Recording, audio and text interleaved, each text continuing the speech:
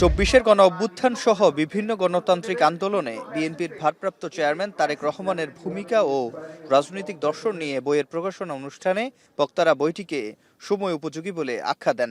গণতান্ত্রিক আন্দোলনের নেতৃত্ব দেবেন দেশে উপস্থিত থেকে। এখন তিনি সেটা করছেন লন্ডন থেকে ভিডিও সম্প্রচারের মাধ্যমে। মঙ্গলবার গুলশানে প্রকাশনা অনুষ্ঠানে অংশ নিয়ে মহাসচিব মির্জা ফখরুল ইসলাম আলমগীর বলেন, বর্তমান পরিস্থিতিতে কারো উস্কানিতে প্রভাবিত না হয়ে ধৈর্য ধরে সরকারকে সহযোগিতা করতে দেশবাসীর প্রতি আহ্বান জানান। আমাদের সেই শত্রুরা যারা সামনে থেকে চলে গেছে, কিছু পেছনে থেকে তারা এই দেশকে আবার অস্থির করে তুলছে। এখানে আমাদেরকে অত্যন্ত সজাগ থাকতে হবে। দুর্ভাগ্য আমাদের যে আমাদের দেশের মানুষেরা কেন জানি না আবার সহনশীলতার বড় অভাব হয়ে গেছে। একটু ধৈর্য ধরতে হবে। আজকে এই সরকারকে আমাদেরকে সহযোগিতা করতে হবে, কারণ এই সরকার ফেল করলে আমরা অভ্যুত্থান ফেল করে যাবে, বিপ্লব ফেল করে যাবে এবং আমরা আবার সেই অন্ধকারে চলে যাব।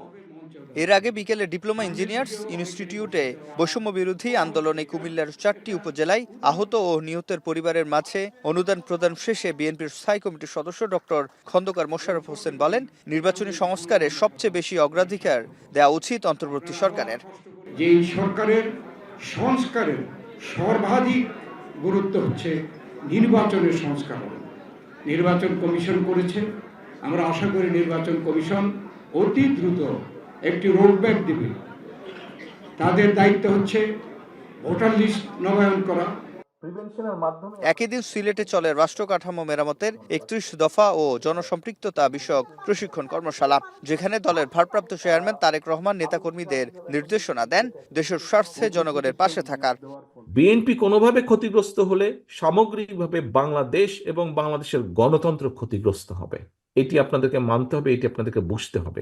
কাজেই প্রিয় সহকর্মীবৃন্দ, আজকে শুধু আপনার নিজের স্বার্থে আপনাকে ঠিক থাকতে হবে যে তা না, আপনাকে ঠিক থাকতে হবে, আপনাকে ঠিকভাবে আচরণ করতে হবে, আপনাকে ঠিকভাবে উঠা বসা করতে হবে, কথা বলতে হবে আপনার নিজের স্বার্থে, যেমন একইভাবে এই দেশের গণতন্ত্রের স্বার্থে, একইভাবে এই দেশের মানুষ এবং দেশের স্বার্থে আপনাদেরকে সঠিক ভূমিকা পালন করতে হবে।